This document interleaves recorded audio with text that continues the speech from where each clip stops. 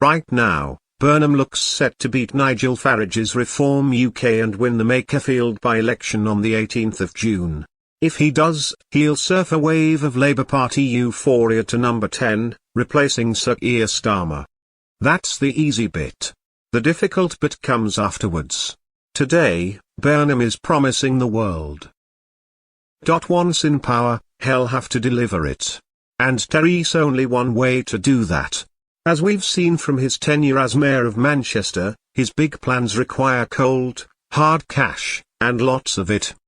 And he certainly isn't afraid of spending it. Burnham wants more public ownership, more devolution, more state control and more infrastructure. He also wants more Ed Miliband, which will cost an arm and a leg. We'll get more Angela Rayner too, like it or not, and more trade union powers and more workers' rights. It'll all cost us a fortune. What's the point of becoming Labour PM, if you can't spend big? Which brings me to the problem. There isn't any money left. Chancellor Rachel Reeves spent it.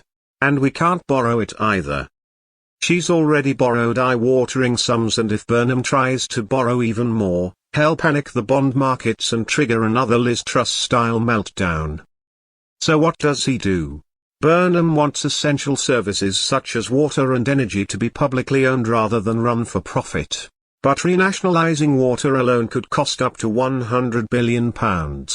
That's a strange priority for a country that cannot find £28 billion to defend itself from Vladimir Putin. This is a massive problem for Burnham. Unfortunately, it will become a massive problem for the rest of us too. Taxes are at record highs and forecast to keep rising for years. Reeves has maxed out the nation's credit card, but still plans to borrow £140 billion this year, all of which will be added to our £3 trillion national debt. Still, the answer from the left is the same: spend more. And they'll be after Burnham's blood if he doesn't oblige. So where will he find the money to fulfill his promises? If he can't borrow more and won't spend less, that leaves just one option. Tax. And Burnham has never sounded shy about raising it. He's previously backed restoring the 50p top rate of income tax. That'll thrill the party's left, for about 30 seconds. But it might only raise £1 billion. The left want to align capital gains tax bans with income tax. The Treasury examined that idea and concluded it could cut revenues, as investors delay selling assets. It would also destroy the incentive to build businesses in Britain, destroying growth. Burnham might do it anyway. He's also floated another lefty favourite, higher inheritance taxes. And he reckons a brand new land value tax could raise £35 billion. Which brings me to the lie.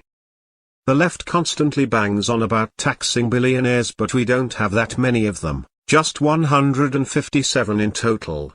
And none of them are called Elon Musk or Jeff Bezos. That's nowhere enough to fund a nation of almost 70 million. To fund his spending plans, Burnham would have to raise taxes on millions of ordinary Britons. Not billionaires.